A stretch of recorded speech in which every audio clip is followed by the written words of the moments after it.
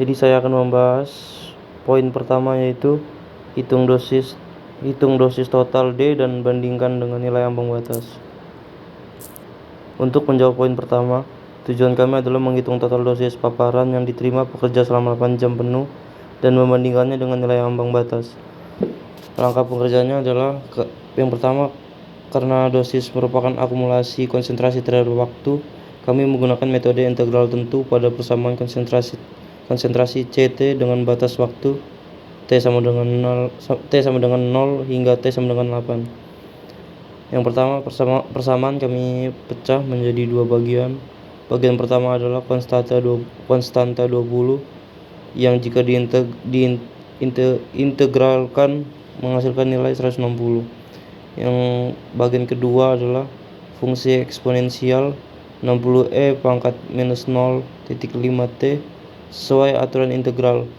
Pangkat min 0,5 menjadi pembagi, sehingga hasil integrasi bagian ini adalah sekitar 117,8. Ketika kedua nilai tersebut dijumlahkan, didapatkan total dosis sebesar 277,8 ppm per jam. Angka ini kemudian kami bandingkan dengan NAB sebesar 250 ppm per jam. Karena 277,8 lebih besar dari 250, dapat disimpulkan bahwa kondisi lingkungan kerja pada model awal ini tidak aman karena melebihi batas yang diizinkan. Menentukan waktu saat konsentrasi gas turun di bawah 40 ppm. Diketahui model konsentrasi gas sebagai fungsi waktu.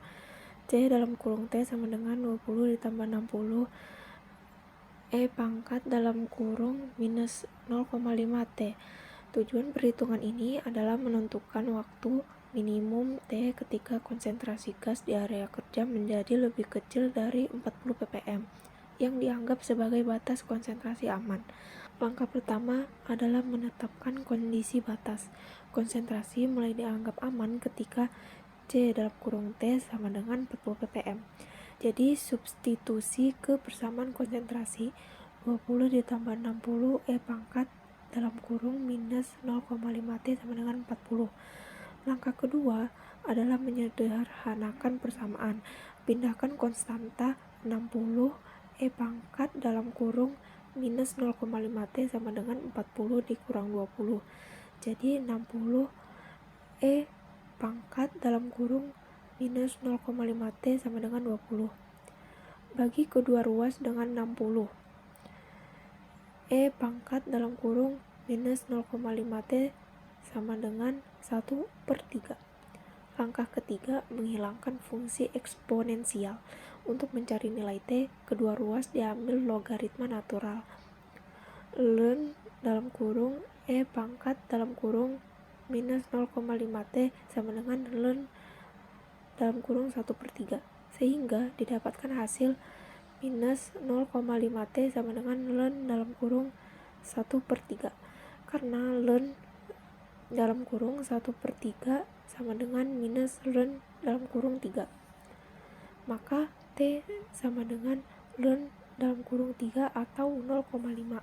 Langkah keempat yaitu perhitungan numerik.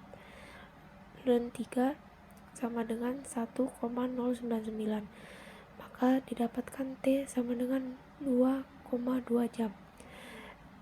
Hasil perhitungan menunjukkan bahwa sekitar 2,2 jam konsentrasi gas telah menurun hingga 40 ppm. Ini membahas permasalahan di nomor 3, yaitu tentang laju perubahan resiko R aksenti menggunakan turunan dan interpretasikan hasilnya. Laju perubahan risiko R aksenti dan interpretasi.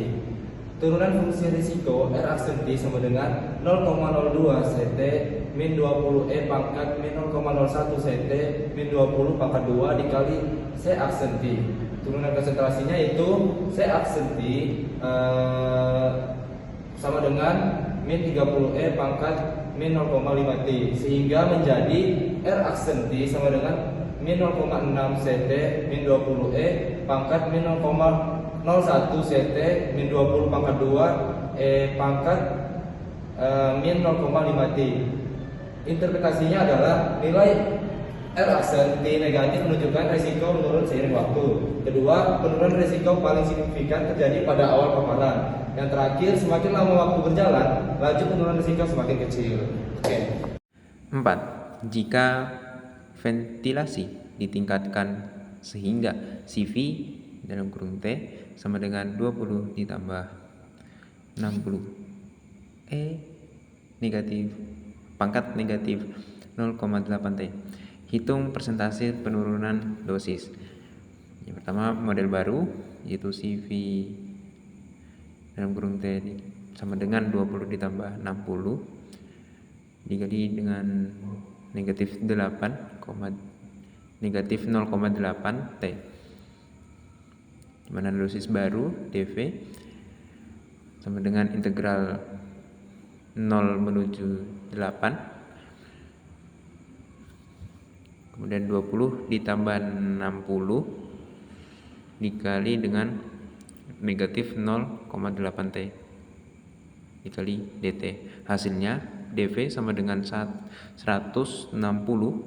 ditambah 75 dikali 1 dikurang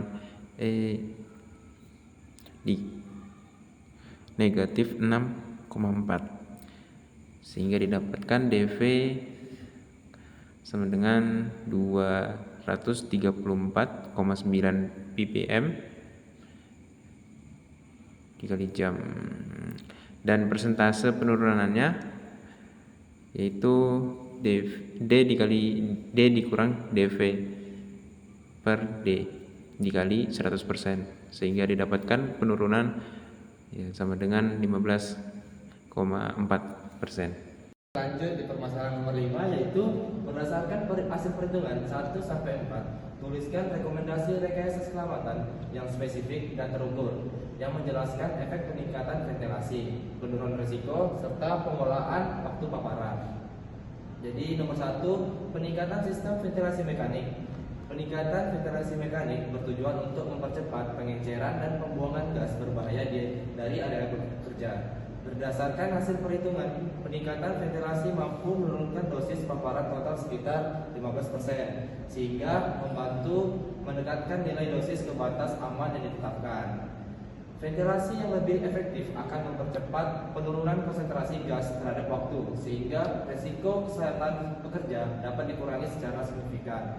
Selanjutnya yang kedua, pembatasan waktu kerja atau pengolahan waktu paparan. Hasil analisis menunjukkan bahwa konsentrasi gas turun di bawah 40 ppm setelah sekitar 2,2 jam. Oleh karena itu, pembatasan waktu kerja di area terpapar perlu diterapkan agar pekerja tidak berada dalam kondisi paparan tinggi terlalu lama. Pengaturan durasi kerja ini penting untuk mencegah akumulasi dosis total yang dapat melampaui nilai ambang batas atau NAB. 3. Penerapan sistem rotasi pekerja. Rotasi pekerja dilakukan untuk mendistribusikan paparan secara merata, sehingga tidak ada satupun pekerja pun yang menerima dosis paparan berlebihan. Dengan membagi waktu paparan antar pekerja, dosis individual dapat dijaga tetap berada di bawah NAB, meskipun proses kerja tetap berjalan secara kontinu. Strategi ini efektif sebagai pengendalian administratif terhadap risiko kesehatan. Keempat, monitoring konsentrasi gas secara real time. Pemantauan konsentrasi gas secara kontinu memungkinkan deteksi dini ketika kadar gas mendekati atau melampaui batas aman. Sistem monitoring ini berfungsi sebagai alat peningkatan dini, sehingga tindakan pengendalian seperti peningkatan ventilasi atau penghentian sementara aktivitas kerja dapat secara dilakukan. Dengan demikian, risiko paparan berlebih dapat dicegah secara proaktif. Yang terakhir atau yang kelima, penerapan ventilasi lokal atau local exhaust ventilation. Ventilasi lokal bekerja dengan menangkap gas berbahaya langsung di sumbernya sebelum menyebar ke area kerja. Metode ini dinilai paling efektif karena secara langsung merupakan konsentrasi gas yang terhirup bekerja. Dengan penerapan LEV, resiko kesehatan dapat ditekan lebih cepat dan lebih terkontrol dibandingkan ventilasi umum, terutama pada proses menghasilkan gas secara kontinu. Oke, seperti itu.